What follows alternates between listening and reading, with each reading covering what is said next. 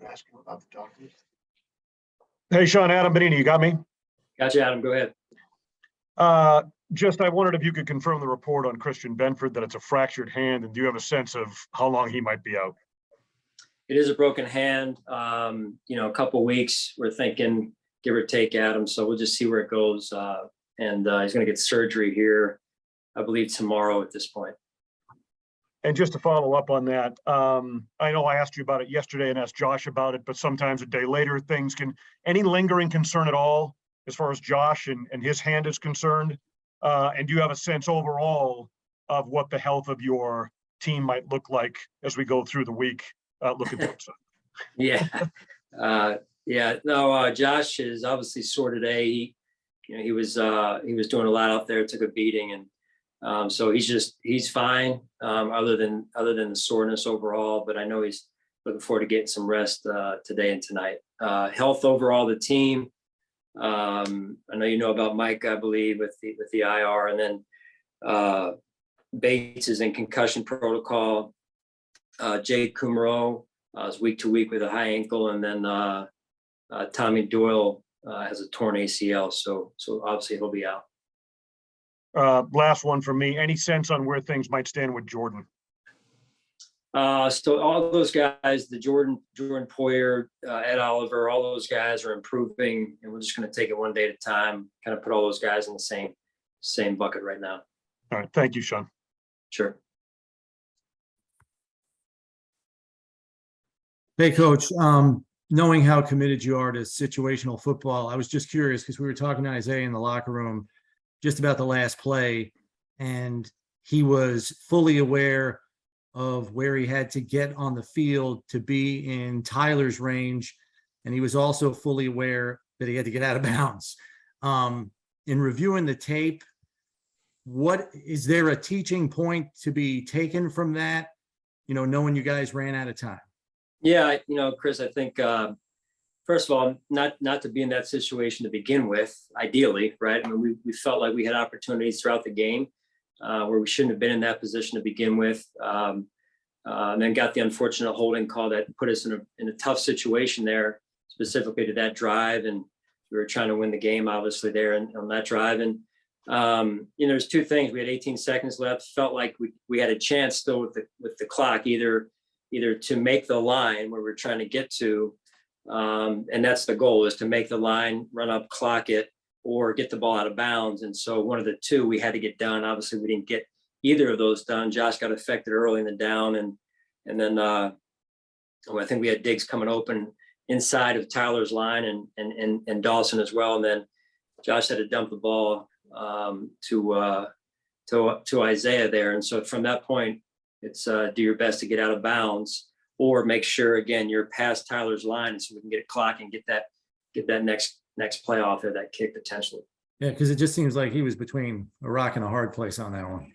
Yeah, the play, when you're off schedule like that, the rush and the coverage for them affected us rather quickly there, and we were off schedule then. Josh was trying to ad lib a little bit there and had to dump the ball, so the play took longer, start to finish, but obviously we got affected pretty early in the pocket. Josh did, and then interrupted the flow of the play there. So ideally we can get past the line and or get out of bounds there. Thanks, Coach. Sure. Hey, Sean, John Warrow, do you got me here? Gotcha, John. Yep. Just wondering what your thought. One of the striking things after the game was the video clip of Ken Dorsey really showing his frustration, and what if you've had a chance to see it, and what you make of just I guess how he erupted there in the coach's booth. Yeah, I'm fully aware of that video, and Ken and I talked about it, discussed it, and I think it's something that we've got to keep our poise, and he's well aware of that and knows that, and B, I love the fact that he cares that much about doing his job and putting his players in a position to be successful. I think that says a lot about him as a coach and how hard he works at it and how important it is to him. But again, that said, it's important that we as leaders keep our poise and we model that to our players. Thank you. Sure. Hi, Sean. It's Jay with the Buffalo News. I wanted to ask you about short yardage situations. A yard or two to go. Most will equate that to the late drive in the fourth quarter down there yesterday against Miami. But even going back to the game against Tennessee, when you've needed a yard or two, what's been your takeaway on the success rate in those situations the last couple of weeks? Yeah, Jay, I think you're honest. I think we can certainly do better in those situations.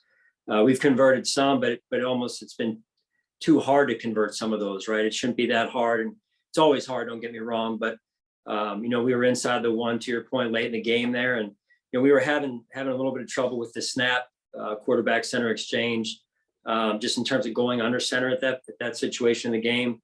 But again, just overall, whatever it is, we've got to do a better job of executing, and there's a lot of things we got to work on, not just that, but a lot of areas overall. Offensively as well, but also defensively and special teams.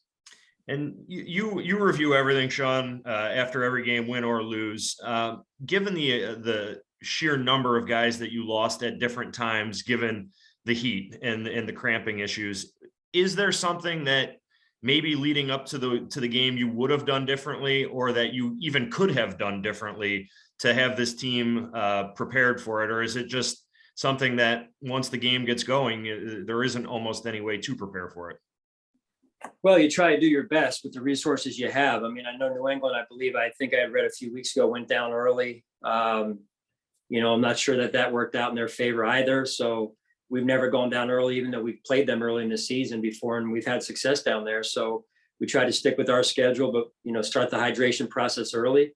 Listen, we had a Monday night game, and if you're talking about just overall, looking back at our process and everything, which we do, we're pretty thorough and diligent that way on the front end and the back end of it. Again, you're just trying to put your team in a position to perform at a high level. And I think that's something we're kind of unpacking now, is to say, is there anything that we would have done differently? I can tell you the weather we knew it was going to be warm, thought it was going to have some cloud cover in the second half. That was the forecast. We didn't get that. So our sideline was in the sun the whole time. But listen, those are all things we're going to continue to look into. It is part of it's in our division. So we continue to go down there. We had the shades for the sideline, so on and so forth.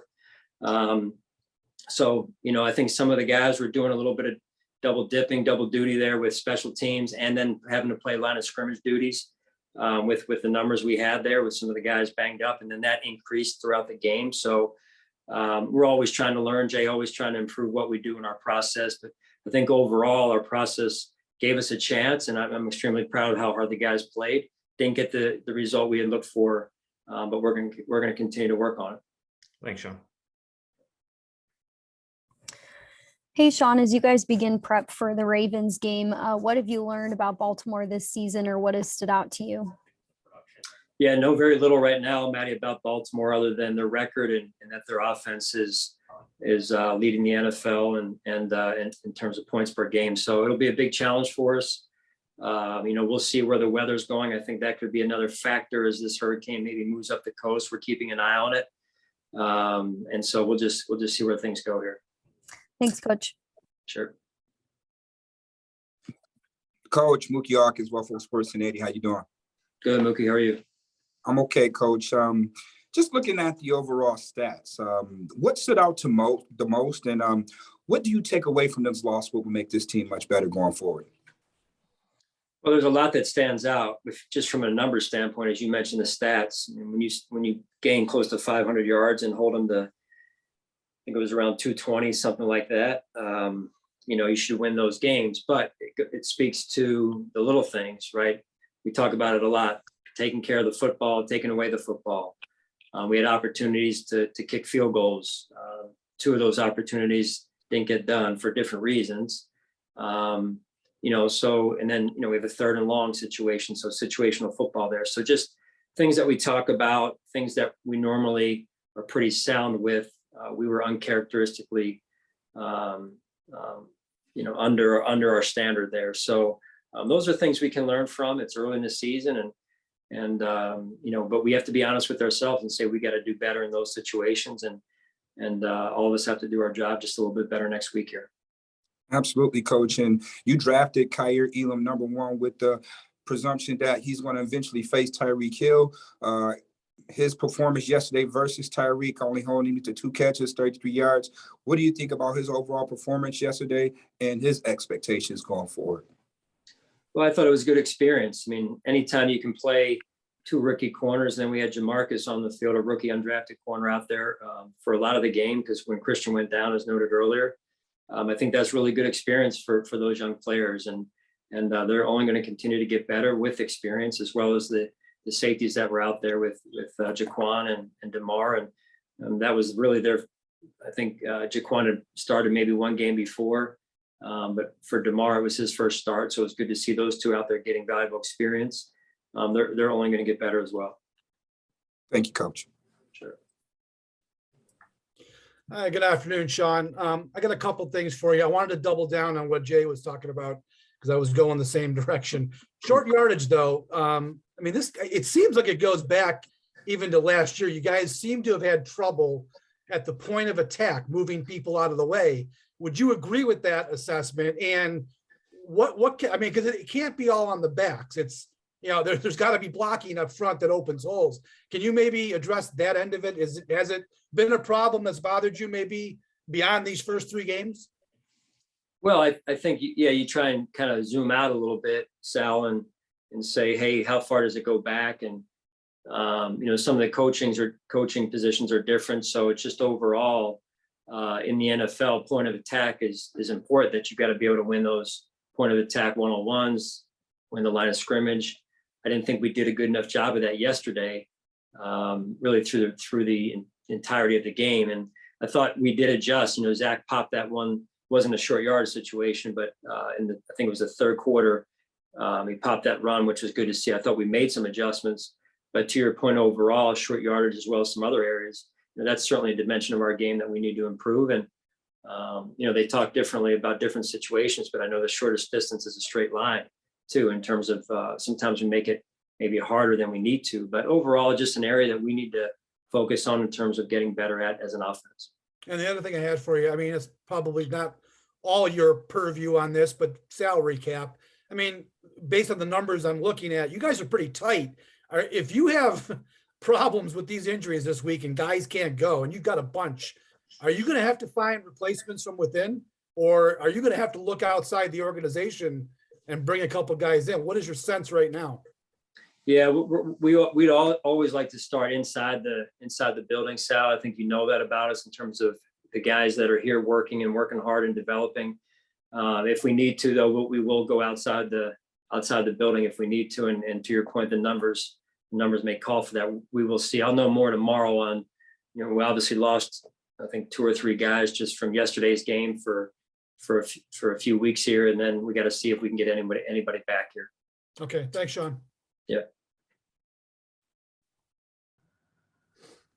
Hey, Coach, Alex Brasky with the Batavia Daily News. How did you feel about the determination from Deion Dawkins and Roger Saffold playing 100% of the offensive snaps? You ran 90 offensive plays, a lot of players going in and out, but those 2 mainstays on the offensive line. How did you feel about their performance and what they meant to your team yesterday?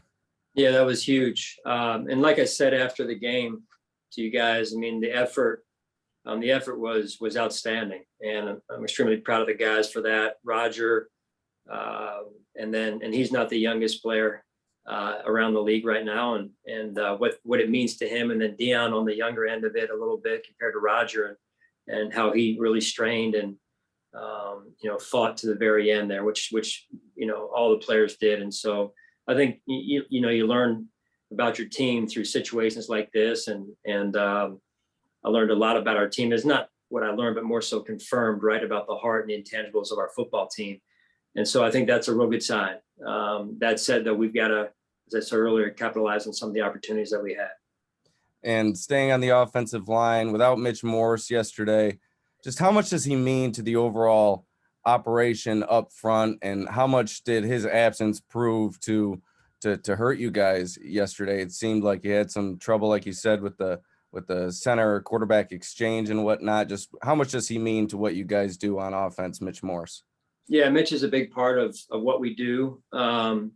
He's, when you play that center position, you're you're kind of the quarterback of the line and the leader up there, and guys follow him. And so he's a valuable player to our offense and to Josh. And that said, really, really appreciate what Van came in and did, as well as Greg Matz at the end there. Thank you. Hey, Sean, Sal Capaccio, WGR. I just want to go to the last play of the first half. When Josh bobbles the snap and he throws it to Stefan, is that because he's aware maybe that, does that then become an intentional grounding situation if he tries to spike it in that situation because it's not a clean snap?